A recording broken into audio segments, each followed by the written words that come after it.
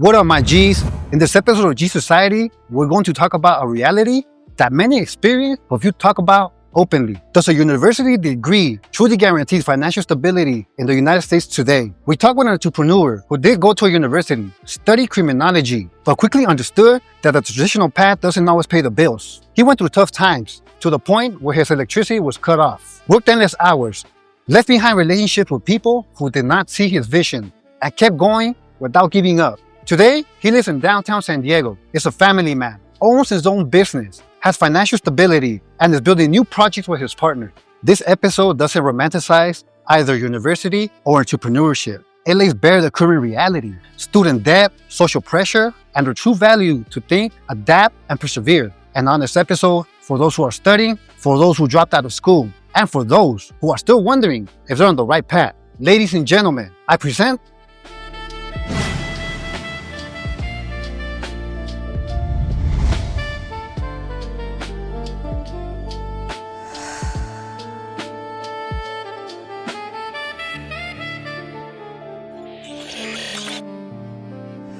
What's up, Eddie? How you doing, brother? What's up, bro? I'm doing good. How you doing, man? Pretty good. How you been? You know, I've been good, man. Yeah. Been good. Just fucking hard, working hard. Hardly working hard, man. A little bit of both. That's good, bro. You know, as long as there's work, right? Yes, sir. Bro. Yeah. There's work, man. Eddie, this is the second time I interview you, bro. This is the second time, bro, and I appreciate your time, man. But today, bro, we're diving deeper, bro.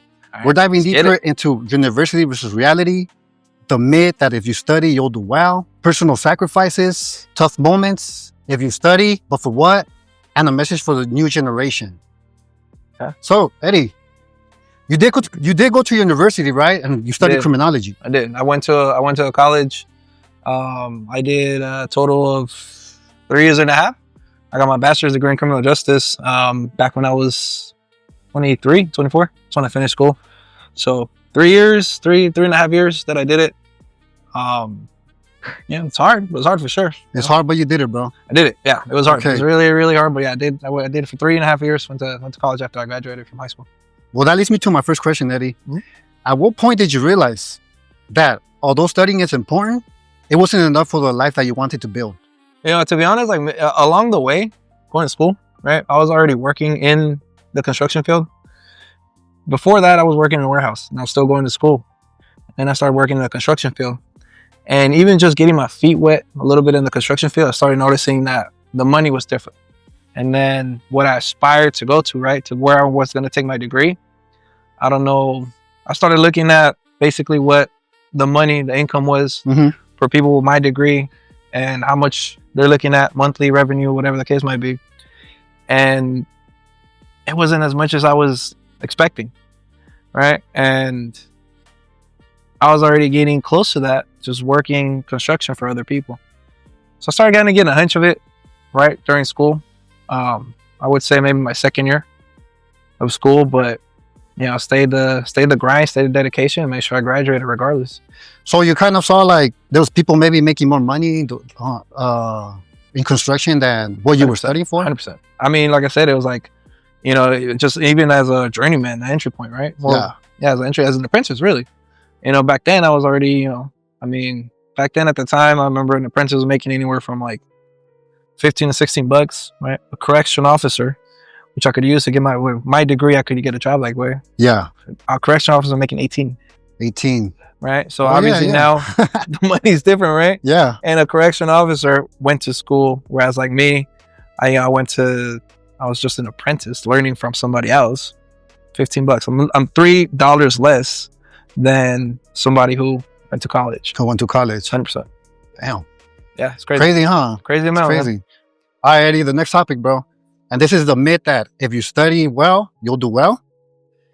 Today, we see many people with university degrees and without well-paying jobs. Right. Do you think we were sold an idea that no longer applies to the current reality in the United States? 100%. 100%, man. My personal belief, man, is I would say the only thing that you really need, like, school for, right? College, university, whatever you want, I would say.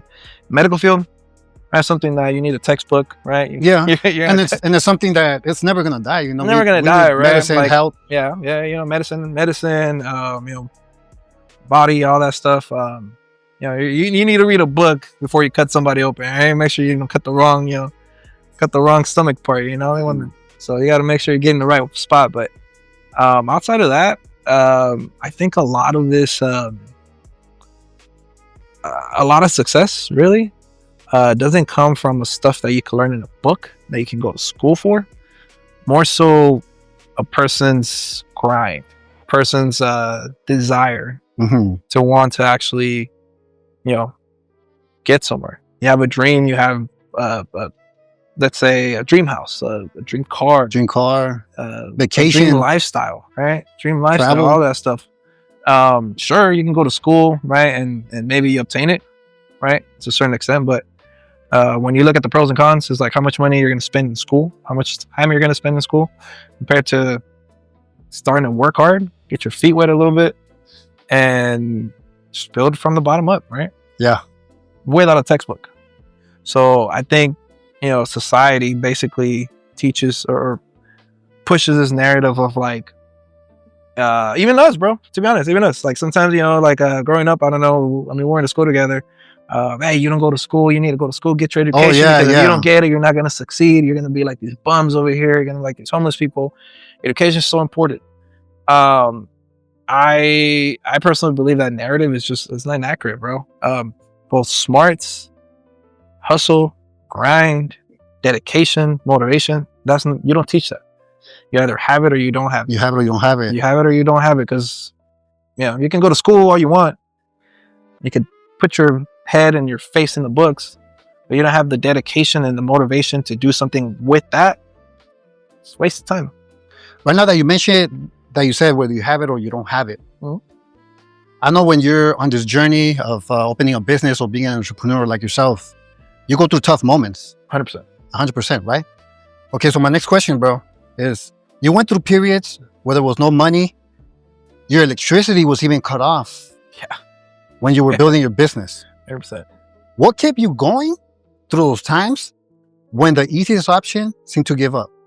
What kept you going, bro? What kept you, for sure, you know, like for sure advancing? at the time, family, for sure. You know, specifically my to be very direct, my kids. But then outside of that is if there's one of my biggest fears, bro, that I have at me personally, is I personally have a fear of failing. A failure. Failure is something that I'm stubborn, bro. I'm stubborn. It's failure. I don't accept failure. I accept failing at times, right? Failing at times. Not everything's going to go right. Not everything's going to go the way I planned it, right?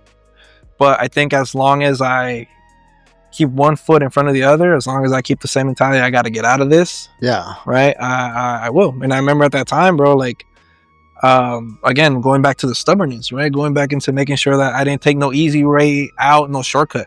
Yeah, bro, no money. You know, because at the time, funny story, right? Comes full circle. I had graduated from college, got my college degree. I applied for a couple of departments. You know, try to apply for different departments, try to get a job as, you know, correction officer, sheriffs, and then to get 3 of them. You know, 3 positions offered for me.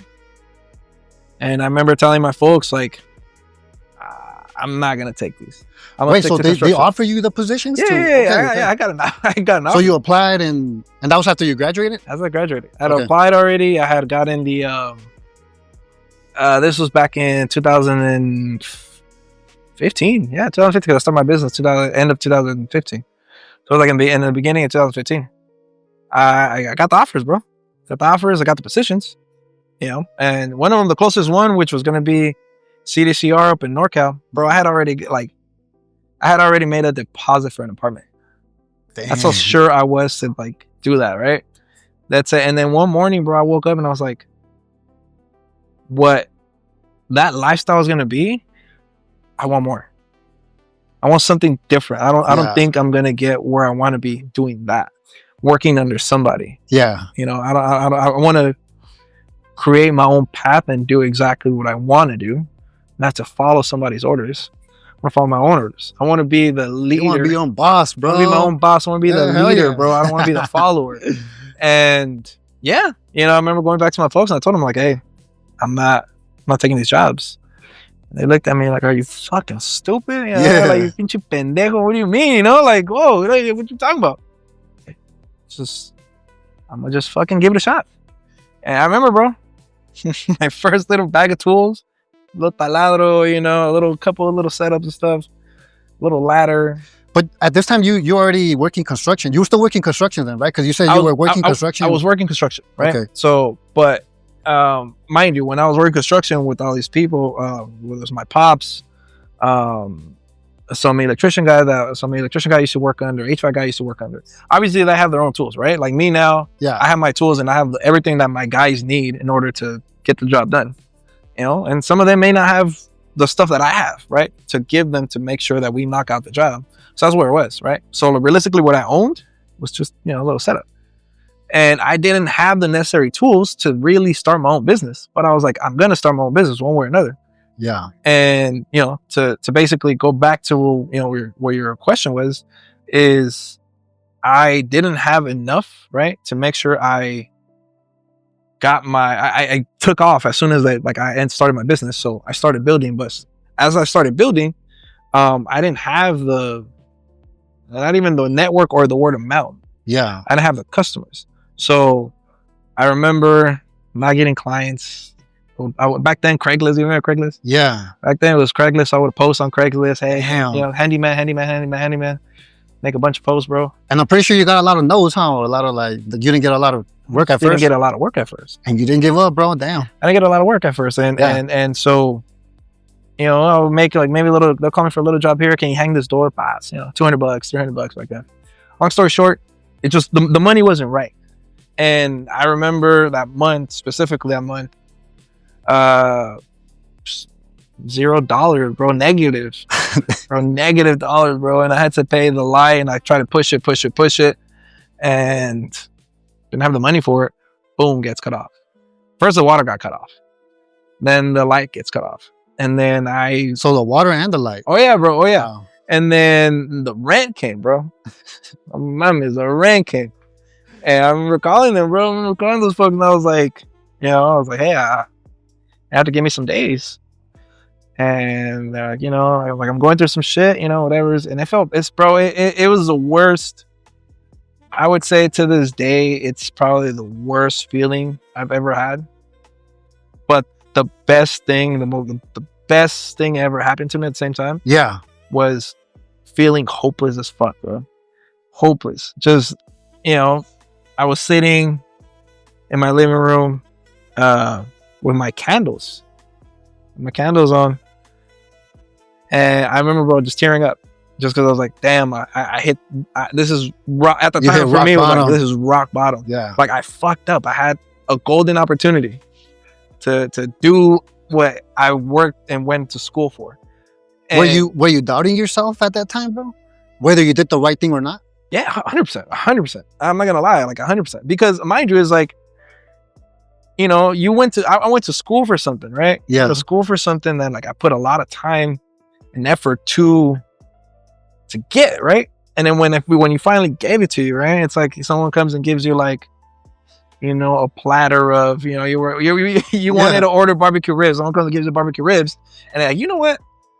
I was thinking about the steak the entire time, and I'm like, we don't have steak here. You're gonna have to get up and go to the other restaurant, you know. So it's like you're like shit, and I just rejected the barbecue ribs, which I wanted in the first place. I think that's what it was, and I remember just feeling not that great about it, but I stuck to my guns. I remember I was tearing up. I remember my mom, bro. Bless mom. Shout out to you. Love you to death. I remember her trying to give me a lending hand. Right? She was like, hey, like I mean, she was struggling in her own ways, right? Yeah. She was like, figure out a way to get you some help, get you some money, get you right. And I was like, nope. Nah, don't do that. If I can't help myself, I don't deserve your help. I need to help myself. I'm a grown-ass man. Yeah. I put myself in this position. And the same way I know I got myself in this position, I'm going to get myself out of it. I just got to hustle my ass off. God willing, God blessing, bro. Maybe a couple of days after that happened, I got a job. Like a little, at the time it was like a little $5,000-$6,000 job. A little quick bathroom shit, you know. And I remember telling the guy, hey, you know, all right, show me the deposit, mitad. Yeah. But the half, started paying the bills. Went, knocked out the job. Boom, got that. And it's little by little, bro. Started climbing. But that day, those days, bro, specifically that specific day when my light got cut off, I said it. I was like, I will never, ever, ever hit rock bottom like this ever again in my life. And I think that was the print, the foundation to what I started becoming. And it just made me hungry. It made me hungry, bro. It made me like, I always say, I mean, I just told my neighbor a couple of days ago, right? When he was telling me like, hey dude, like, how do you do all this? Everything you got going on in your life, you work, you work, I see you working nonstop, you know, you're working on your juice bar, you work in San Diego, you work in Fontana, in LA, you do this, you do that. How do you do it? And I was like, and one, autopilot, just locked in as hell on what I need to do. But two, I always say if I can do that, if I can get myself out of that situation, I can fucking do anything. No matter what you put in front of me. Like, I'll make sure I get that shit done. It might take me some time to figure it out, but I got out of that with nobody's help. I was stubborn enough to be like, I don't want your handouts. I don't need your handouts. I will figure the fuck out. And I have. And if I figure that out, bro, I can figure anything out. Just give me some time. I will become a damn lawyer if need be. I feel, bro, like what you said right now, I feel that first off, you have a good mentality, strong mentality too. Yeah. Because a lot of people would have given up already. In your situation. But what you mentioned right now, that since you already lived that, bro, and you got yourself out of that hole. Yeah. If you ever in that hole again, bro, you already went through it once. You already know you get yourself out of it. So that's why you got more experience and even a stronger mentality than before. I would say, like, I wouldn't, this maybe happened maybe a couple years ago. I wouldn't, it wasn't a same hole, right? Mm-hmm.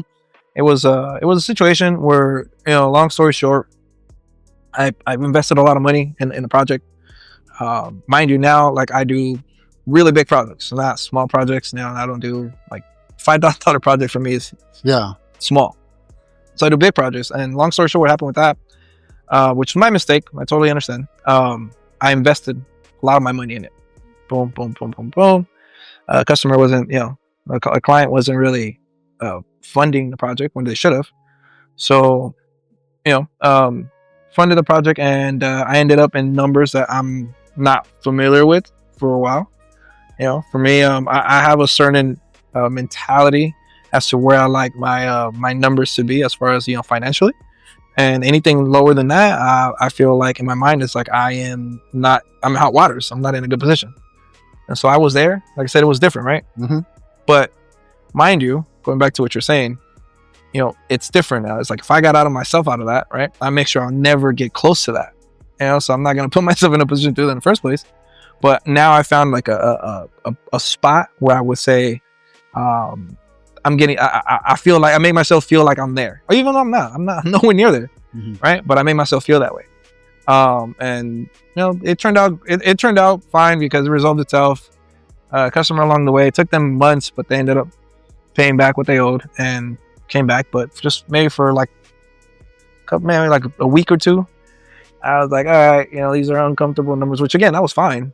And in all reality, I being honest, I was totally fine, but I don't think that would be one. Another thing too, though, you're a risk taker, bro. And in business, sometimes it could go bad. Sometimes you have losses. That was a risk. That's the risk. Like that was a risk, bro. That it takes. That was a risk. That, like, for example, like if we were looking into, again, going back, not talking specifically about the situation, but I was looking into going to court with them, right? Because I was like, hey, this job is done, right? And I need to get paid. Yeah. Right. I funded your project the entire time.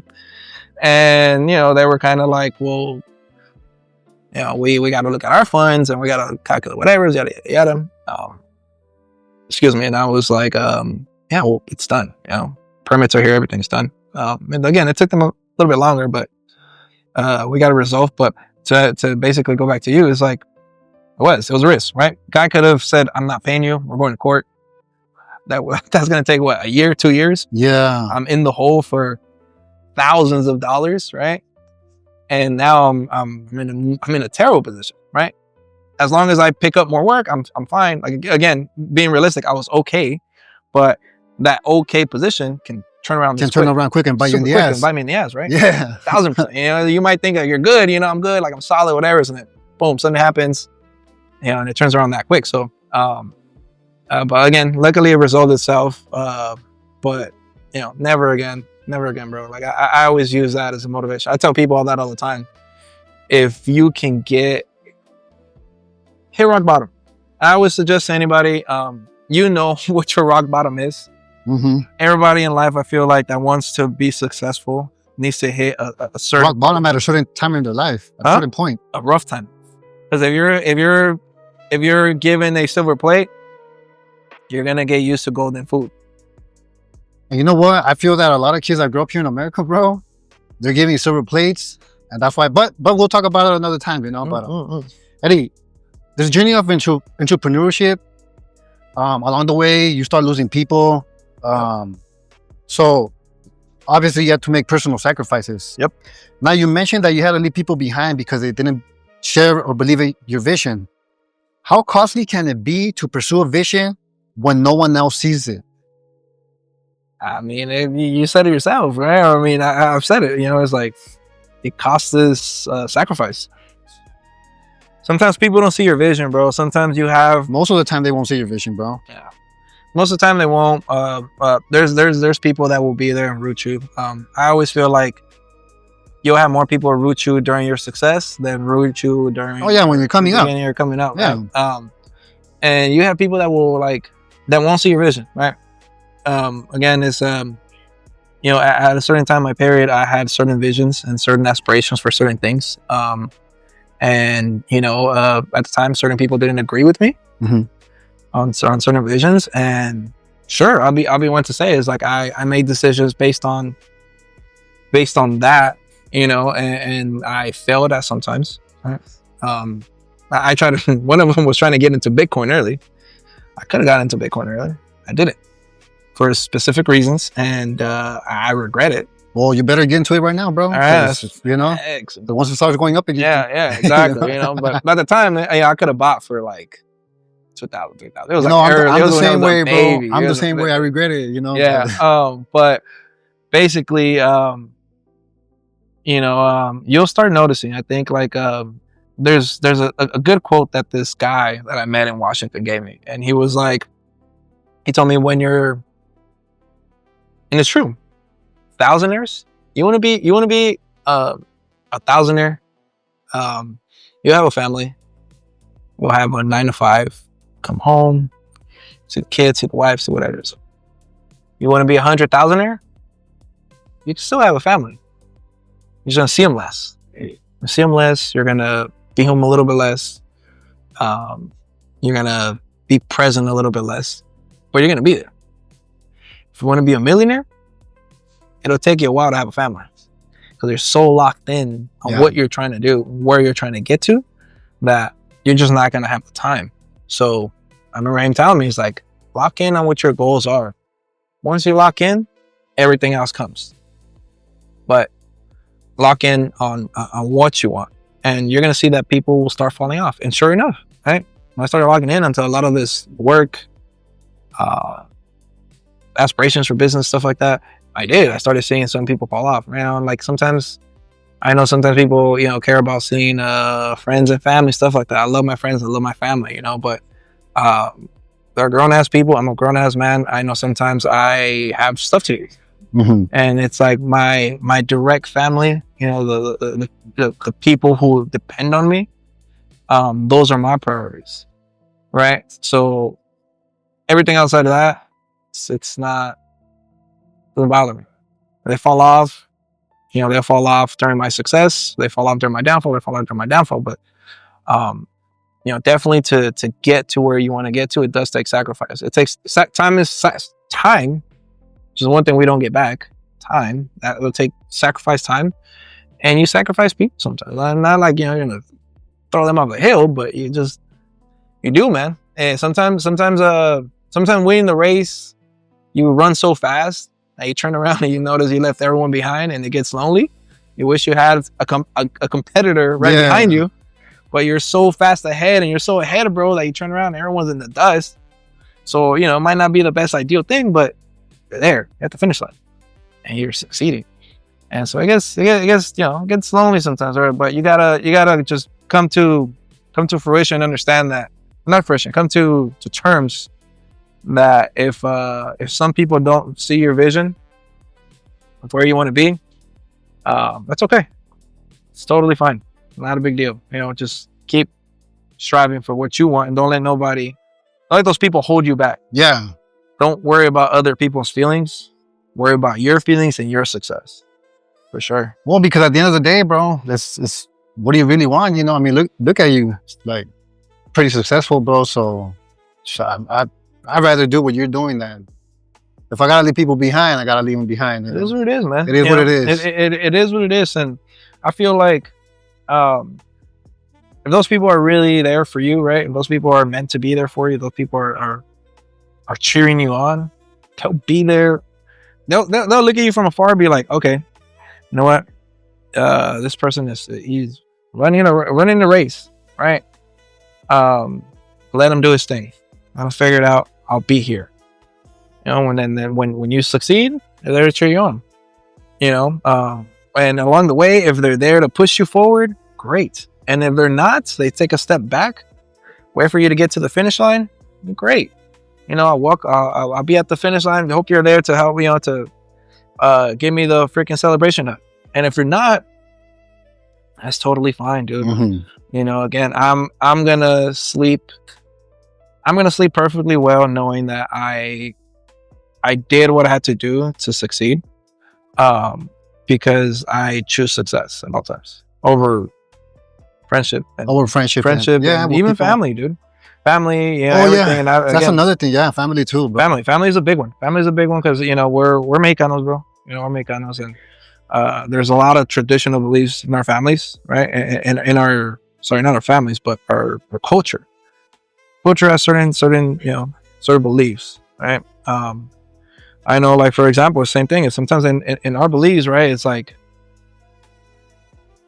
you know, the husband's a provider, the wife is maybe a stay-at-home mom, or, you know, taking care of kids, whatever the case might be. But in comes the part of like, what if that person is bringing you down? What if your family members themselves are bringing you down? Will you stick to your I guess, quote unquote, you know, traditional roots? Be like, well, if they're telling me I gotta follow this path because my parents saying I gotta follow this path, should I do that, or should I genuinely stick to what I really want and believe in, and saying, hey, no, you guys are wrong. I don't care what you guys say. I don't care about this traditional shit. Mm-hmm. I'm gonna follow my own path and do what I gotta do. I think it's important. Well, that's when you gotta leave them behind and move on, bro. You know. Facts. Oh yeah, Eddie. My next topic is studying. Yes, but for what? Although today you earn money outside of your study field, going to a university had to leave you with something, bro. What do you think university does provide, even if it doesn't guarantee you wealth? It does provide knowledge. It does provide knowledge. I will say that. I will say, I mean, even when you sometimes go to, I mean, most colleges will like require your prereqs. Mm-hmm. The prerequisites. After you do the prerequisites, then you go into like your main trade, main field that you're trying to study. I think they do provide knowledge for sure, but you know, I know we're talking about it earlier with the AI, with AI being a big thing now. It's I just don't see the necessity of colleges nowadays, bro. Yeah, like I said, there's certain things that I see it for, but I think when it comes to knowledge, yes, of course, knowledge is power. Knowledge is very powerful, you know. But now more than ever, knowledge is easily accessible. Knowledge is you know, before it used to be at the palm of your hands with a few types away, right? And they used to give you broad knowledges that you had to research and stuff like that. Now you can get really accurate knowledge. I mean, knowledge as best as this AI thing can give you. Now, do I feel like then a university can give you the same knowledge? I mean, sure, but why am I going to pay a university, hundreds of thousands of dollars. That's the thing, huh? Like for a lot of something people, that I have Chat GTP and I pay $20 a month. Bro. Yeah, it's like I can get the same thing. Well, that's why universities right now are, scared of this thing that's going on, and they're developing programs and stuff like that to be able to scan people's articles, right? That have any sort of imprint that it was generated through ChatGPT or through any sort of AI thing. Where again, it's like, so the fact that a university. You want another drink, Eddie? Take another one. Thank you. So I'll say when these universities when these universities are scared of what the future is looking like and what people are doing, then that tells you, right, that they know. Yeah. They know, they got to deal with the whole different monster of nowadays information. We got a lot of platforms where you can learn. YouTube, like there's a lot of stuff where people, But here's the one thing that I'm a strong believer of is with platforms. Certain platforms are great, but other ones you will get misdirected and wrong information, misinformation, I guess. Some, like there's like, if you type in a question on YouTube, TikTok, or whatever, you're gonna get 20 different videos, right, of people explaining something. Hey, how do I change the fuse on this car? How do I scale this electrical panel? How do I do this? How do I do that? You're gonna get so many videos, right? Or so many people with different opinions, different mechanism, different way of doing it. But you can ask one thing, right? You can ask this one thing that a lot of people have on their phones now, right? Which is AI. You ask it, and it will give you things that's so accurate, and it'll consistently keep telling you the same thing. So it won't change. It won't say, "Hey, you know what? Like, oh, do your scaling this way." It'll guide you exactly the same. The only way, exactly. So it's like, I'd rather listen to that than listen to a bunch of people, right? Different opinion, and who knows? Maybe out of the 20, one of them's correct, the other one isn't. Maybe one of them is exactly the route that I'm trying to go with, and the other one isn't, right? But I think, again, 100% knowledge is power. But now we have, now more than ever, we have knowledge at our disposal. I just think people need to know how to use it. Yeah. Right. So I don't think universities, they give you knowledge, right? But that's the thing too, Eddie. I feel that even though we have all this stuff, at our disposal, people will still lag, or they won't take the time to study something, like. No, not at all. Right? No. I think like, I think, I don't know. People like, I guess that's the fun part, right? I think like, AI can make things so easy as well, right? To your point, I think when you go to university, you got to actually sit down and read a book. Yeah. I don't know if you're much of a reader or not, I wasn't before, but I've been reading quite more often. I like it, bro. Like, it's cool. Yeah. I like reading. I read for, I like bios and motivational books. But again, when it comes to learning on a book, I'm more hands-on, right? But if I got to read 3 pages, that's my point, 3 to 4 pages on, just again, scaling, right? And learning how to scale something. And I can ask my phone just for a second, it'll give me the answer in 15 seconds. I mean, what is a university really providing? I get it. You're providing information 100%. And I guess you're providing an experience, right? That you'll take for the rest of your life. But it depends on the purpose of what the university is trying to, what the purpose of that experience, what is it going to serve you? It's going to serve you the experience of hey, I went to college. I gained my knowledge during this and all that stuff. I worked hard to get here. Great. But if you're there strictly for, to learn, right? A certain trade, you can learn a lot of trades, just on your phone, just on the internet, really. Do you regret going to university, Eddie? Or do you think that it helped you along the way to get to where you're at? That's a good question. That's the first time anybody's asked me that. That was the first time anybody's asked me that. I think, because I believe what you believe, bro, but I do believe that it has to leave you with something, It could be personal experience. Well, that's what I was going to say. I would say, I gained knowledge, right? But mind you, back when I graduated, that was 2015, 14, 15, somewhere around 10 years ago. Years ago, bro. And it's like AI wasn't a thing, right? AI wasn't a thing. But if, statistically, data shows now that there's less and less people going to universities nowadays. I believe that, bro. Data shows that. Data shows that less and less people are starting to go to universities because, again, the internet is becoming so expanding so big, right? And that AI and all this thing is like, you just have all this information that you could obtain without having to talk to a professor. But to answer your question, do I regret it? I don't regret it.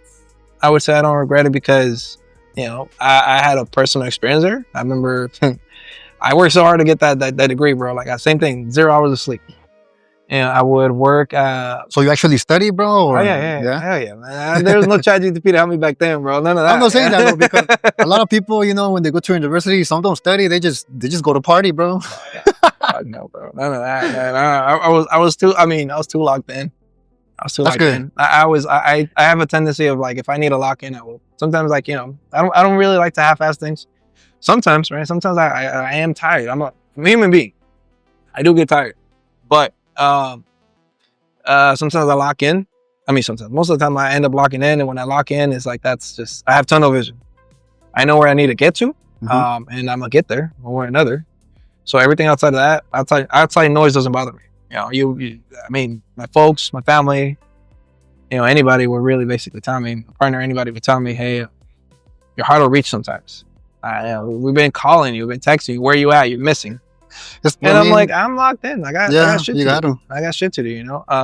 So at that time, I was working, remember I told you before I started working construction. Yeah. But before I was working construction, I was working at a warehouse. That was the first 2 years of my college. I was going to college. And I remember I would go to work at 6 p.m. I had a night shift.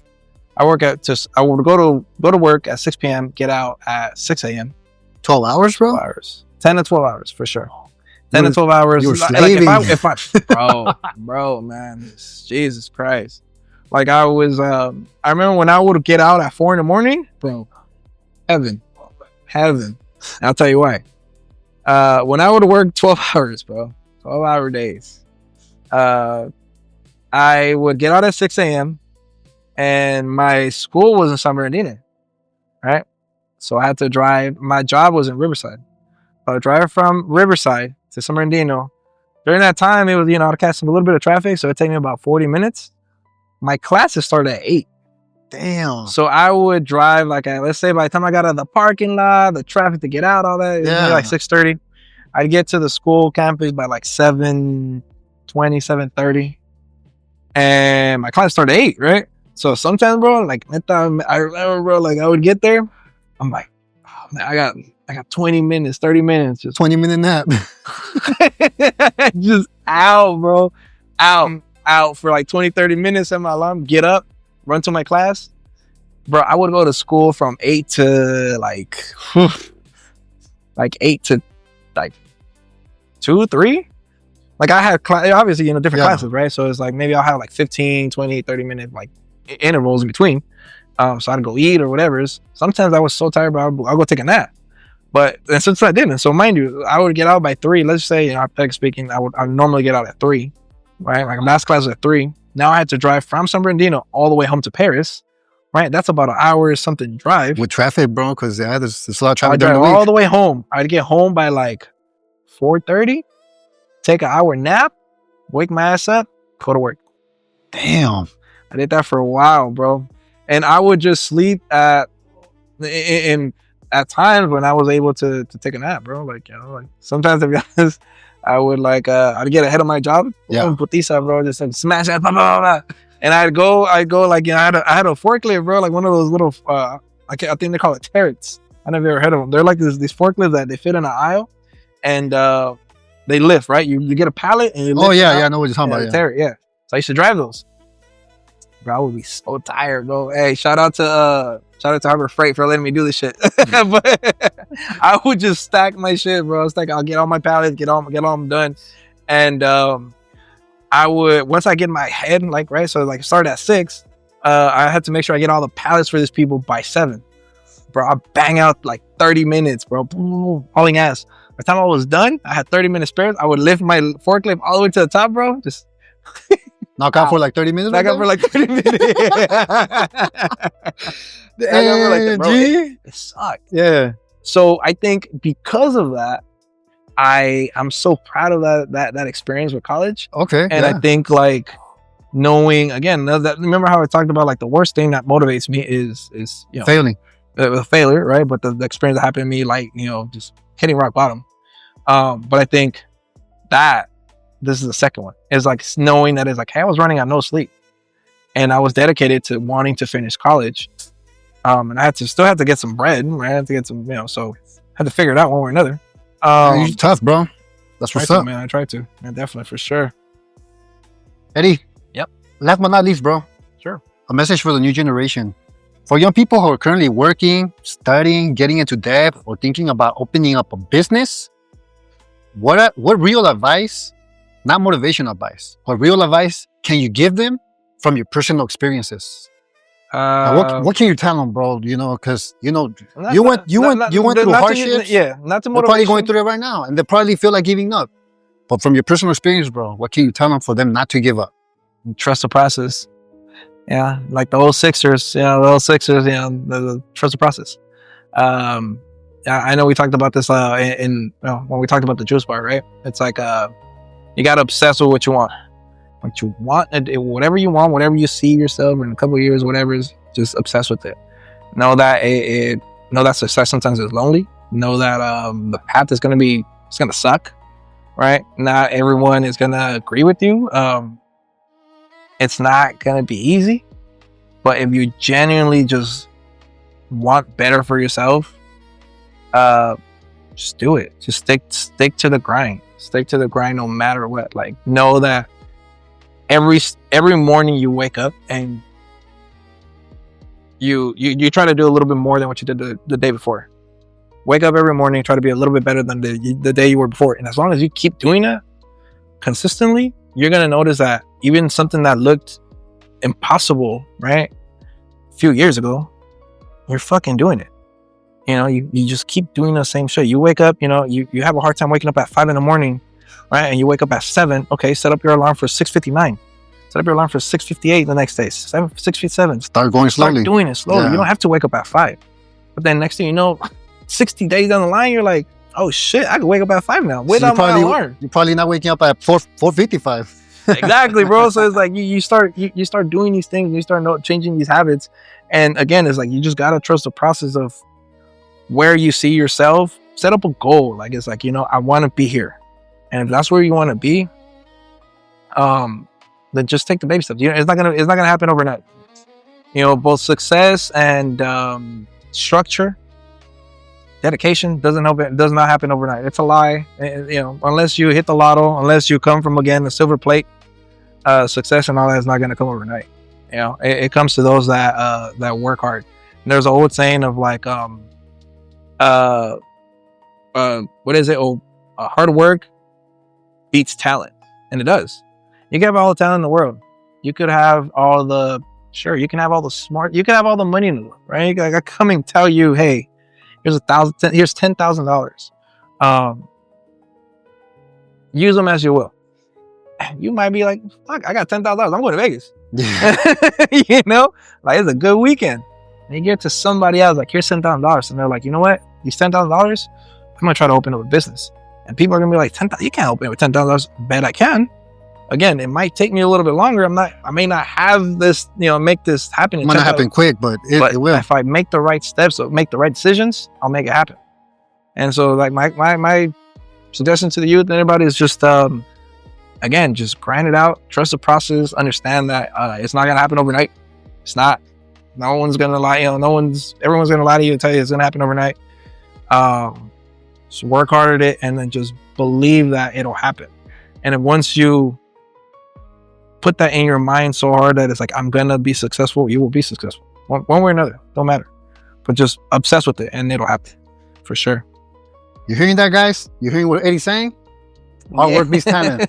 Well, Eddie, thank you for this interview, bro. I appreciate it. Thank you so much, man. Appreciate that. Before we take off, Eddie, do you want to send somebody a shout out, bro? I want to give a shout out to my family, my friends. This one. All right. My family, my friends, my kids, Everybody, I love you guys. All you guys are my bread and butter. All you guys are the ones that keep me going, keep me motivated. I wouldn't do it without you guys. Love you guys. Thank you guys. Eddie, I wish you the best in your Appreciate you, future brother. project, you know, with the juice bar and stuff. And well, there you have it, folks. This is another episode of G Society. We just saw an entrepreneur right here, how he went through hard times, but he never gave up. And like he said, hard work beats talent. But whatever you guys are doing, as long as you guys are doing something positive, if you guys believe that school is the way, keep going to school, get your stuff, you know. If you're trying to open a business, do it. Doesn't matter what people say or think. Just do it. Do it. Just do it. Just Believe in do yourself. it. That's the number one thing. Yeah, facts. No matter what, just believe in yourself. Just do it. Get your ass up. Don't matter. You don't need to be a grinder and be a hustler. You don't need money for it. You don't need a fat wallet. You just need dedication. You just need motivation, and find motivation within yourself, and you'll succeed one or another. Well, Eddie, again, My guy. salud. Appreciate it. Salud, bro. And my G's, y'all stay blessed. Have a good night. Peace out.